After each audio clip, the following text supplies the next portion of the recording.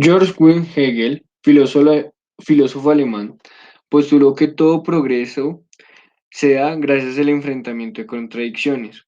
Bajo esta teoría, Marx propone las etapas de la sociedad. Primero, la cultura primitiva. Está basado en los primeros humanos que generaban labores de cacería-recolección y estas se redistribuían según la necesidad de cada habitante de la sociedad.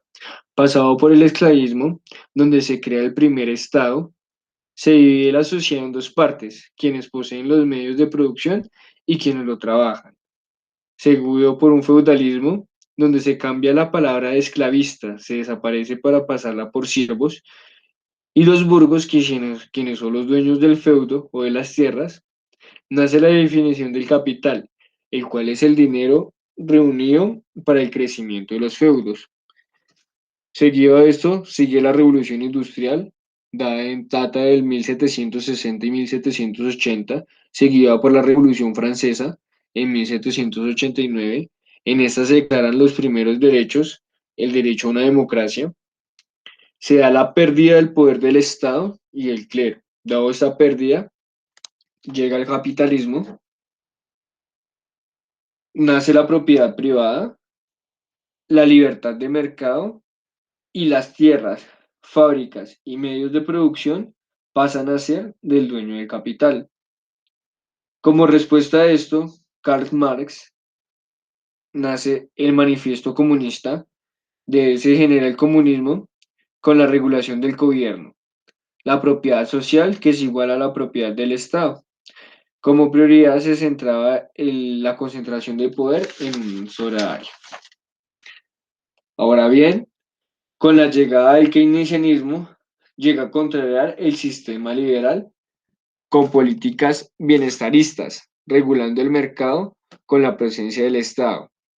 Con la crisis financiera que padeció Occidente, especialmente Estados Unidos, se pudo observar que postura liberal del no arbitraje sobre el mercado no aplacaba la falta del empleo.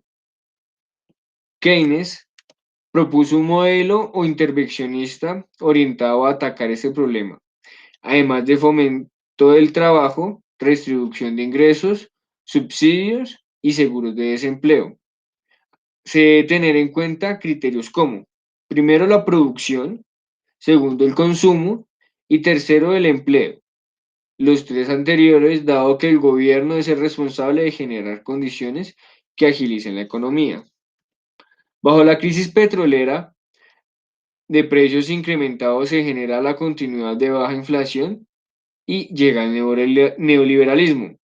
En su etimología proviene del griego neos y significa nuevo, el sustantivo de latín liberalis libertad y el sufijo relativo doctrina del sistema ismo. Este sistema retoma la doctrina del liberalismo tradicional, nuevamente con su teoría del libre juego de oferta y demanda para la regulación de los precios. ¿Cuál fue la solución para la alta inflación que se vivía tras la crisis petrolera? Fue reducir la oferta del dinero, reduciendo los salarios. Se produce una generación de flexibilización laboral, afirmando que el desempleo es beneficioso para la producción e inversión. Como primer hito de la representación del pensamiento capitalista, liberal, neoliberal en el sistema político colombiano, se da en 1928 con la conocida masacre de las bananeras, con estimación de 3.000 muertos, y el Estado de turno tan solo reconoció 9.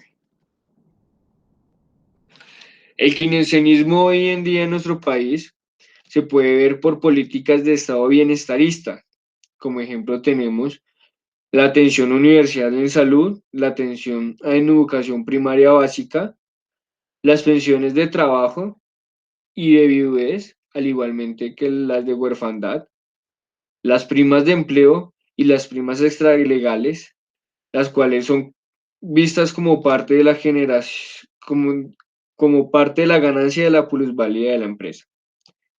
Ahora, el liberalismo se puede visualizar en las empresas multinacionales establecidas en el país, la venta del territorio del país, los recursos naturales como lo son el agua, carbón y el oro.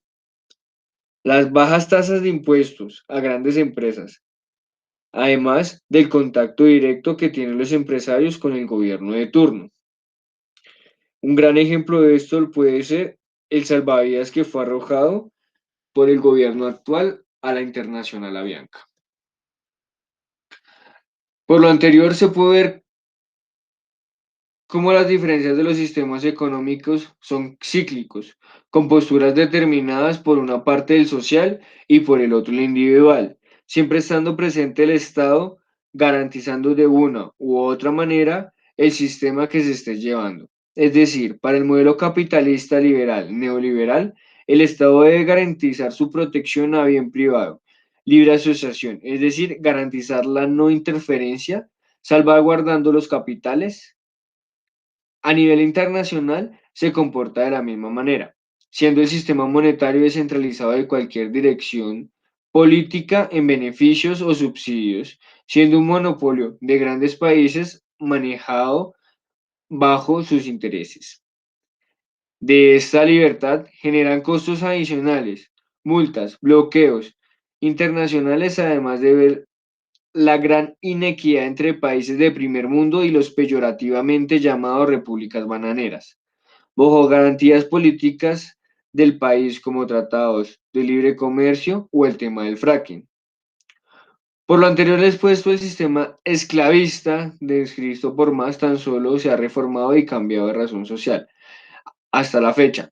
Para poder mitigar este impacto, es inherente la presencia de ambos sistemas anteriormente descritos y que el Estado determine la protección en los sectores más vulnerables de la sociedad. Esto de una manera óptima y sin tener presencia de la corrupción en las instituciones.